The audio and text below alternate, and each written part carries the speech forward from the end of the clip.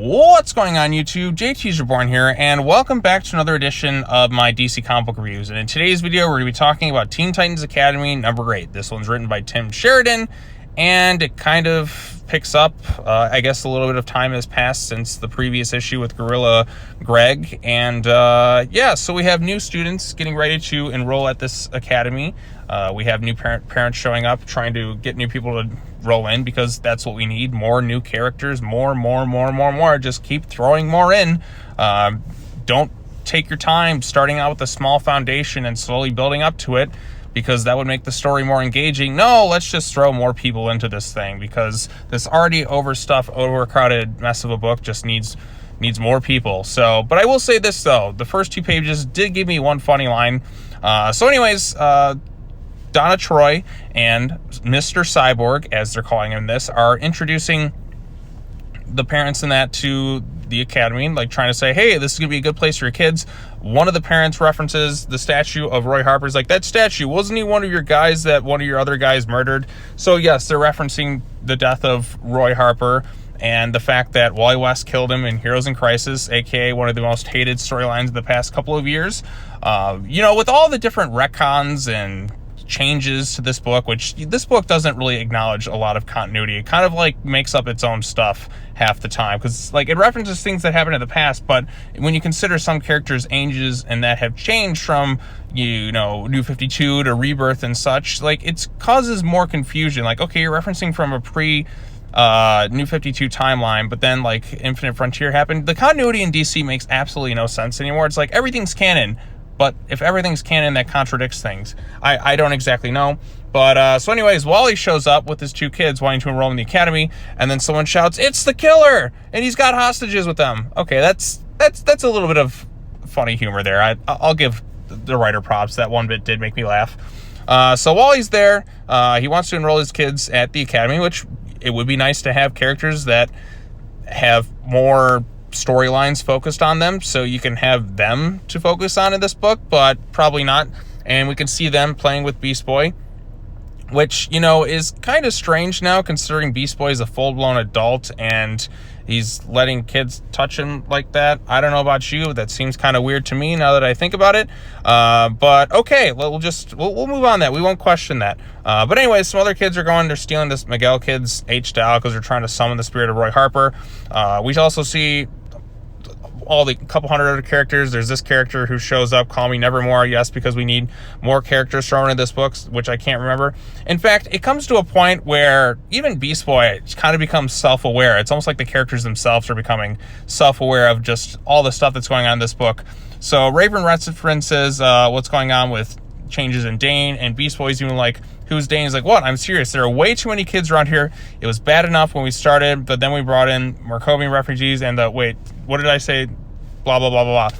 So yes, like Beast Boy is pointing out, like, I'm fully on board with Beast Boy. There are too many people here. There's too many characters. Why couldn't we have a foundation first to build up to something? You have so many different people thrown into this book. I can't remember who's who, nor do I care. Like, maybe like you'll have an issue or 2 focused on this other character, then you'll throw in like 800 other characters in here. It doesn't work for me. Like, it really has not worked for me at all from the start. Like, when we focus on the older iconic characters, yeah, like things start to get a little better. Like, it was cool seeing Wally show up in this thing, and like there was a funny line at the beginning there. But that's not enough to say. But Beast Boy is right. There's too many people in this book. They should do what they did in My Hero Academia, where with that show, you'll have the different students at UA, but each and every episode, they'll just randomly pop up, like the names, they'll show the names of the character, and then they'll show their quirk as a reminder, because even through 5 seasons, it's hard to remember every single character's name. Like if I see him, I recognize the character, but I don't always remember their name because there's so many students. But again, that's a show that still takes its time. It's a show that still reminds you of who each character is on a continuous basis, so it's burned into your brain. Teen Titans Academy really kind of needs that. Just have little name tags or something like, hey, this is Dane. Hey, this is Gorilla Greg, or this is what was that other one's name? Stitch. This is Stitch. Just put their little names right across there, because like I said, there's just so many characters into this book. So Raven's having nightmarish visions. They do make reference to stuff that's happened in the past, which Wally starts to ask where Dick is at. Corey's just like, Bloodhaven, he thinks, and Wally's like, Trouble in Paradise? Paradise was a long time ago, Wally, like for you and Rachel and you and Donna and that one time with you. And okay, wait a second. They seem to be referencing pre-New 52 timeline, because in the Rebirth timeline, let's not forget, Raven was with Wallace West. But, like, what is the continuity anymore at DC Comics? You had Raven, who was, like, 16, and now she's just a full-blown adult at this point, and now they're referencing that it was him and her at some points, but she was also with this other Wally and all that stuff. Like, where does the timeline fully change? Like, did Rebirth just not happen at all? Are we just going to ignore all that stuff? Or do characters just spontaneously age up for no particular reason? That still bugs me to this day. It's like you're going off a previous foundation of issues, and you're just kind of like leaving a lot like left to like, what the hell? Like, there's no explanation or reasoning why this character is aged up and this other one isn't. It's something that's bothered me from the start, and it still continues to bother me today. Yes, I get you're referencing older comics from a different timeline, but things have changed. And yes, I know Infinite Frontier, everything's canon, but that still contradicts current canon. I don't know. It's just a little nitpick that I had that kind of bothers me. So anyways, they do their thing.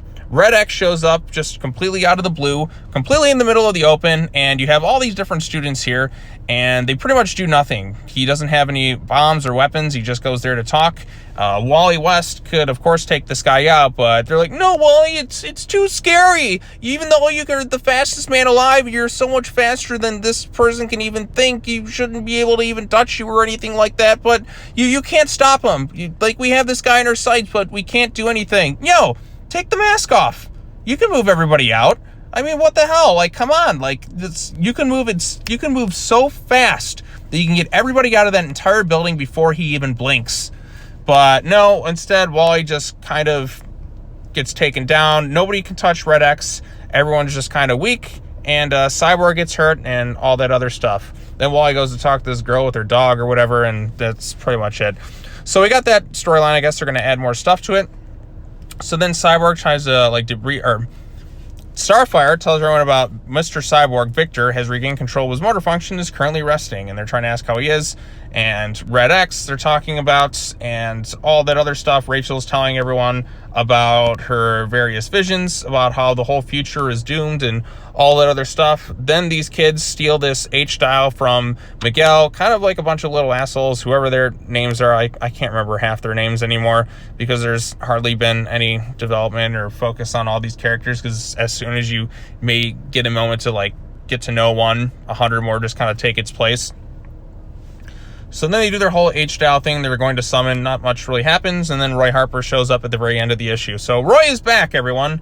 Okay, I thought last I saw him, he was in Infinite Frontier or whatever. I can't remember half the stuff anymore. But yes, Roy Harper is back, and that's how the issue ends in a nutshell. So yes, Teen Titans Academy number 8, just they're dragging out this whole Red X thing. He didn't need to be in this issue. Like, he's just there anymore. He just kind of shows up every now and then to remind everyone, hey guys, I'm Red X. I'm not really special in this book at all. I was special in the TV show, but since I've never really been in the comics before, they just expect you to know based on the TV show and all that stuff. I'm just like, I just keep rambling on and on about this book, but like, I just don't care. Like, I mean, I guess I do kind of care to the extent that I'm like still talking about it, but I really wanted to like this book, and I feel like I think issue 12, they're finally going to reveal who Red X is. That's like their only thing that's kind of keeping this book going at this point, because the rest of the storyline stuff with Future State, I couldn't care less about.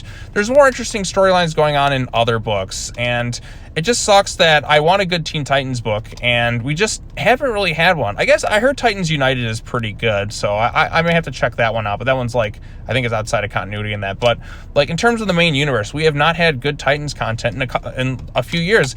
The best we've had the last couple years was like the start of Rebirth with Ben Percy. Like, I was a little harsh on some of it, but going back and like when I did the whole reviews of that entire like Teen Titans Rebirth run, I actually liked the stuff overall. Like, I'm like, okay, it's not perfect, but it's a lot more fun and entertaining. You have a smaller group of characters, more focused storylines.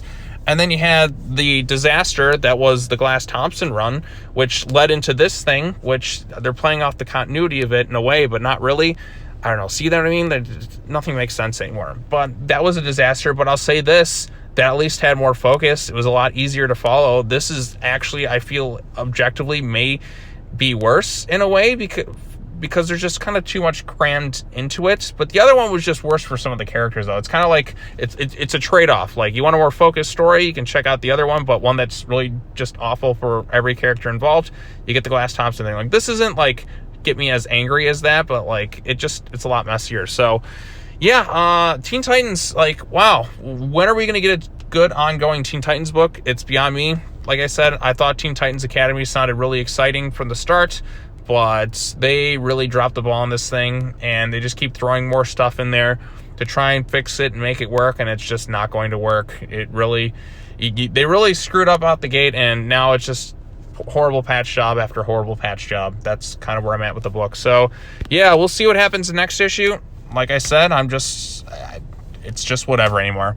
All right, well, those are my thoughts on Teen Titans Academy number 8. I wanted to like it. It at least got me to laugh once. It's not like the worst thing in the world. I'm just at the point where I'm like, it could be so much better. It really could, and that's just kind of where I'm at. I don't really recommend it. Like, I haven't really recommended any of the Teen Titans Academy stuff, but it's just another thing. They're really dragging out this Red X thing. I tell you what, really, really, really dragging it out. Like, I don't care. I don't care. All right, tell me your thoughts on it in the comment section down below. Be sure to come back later on.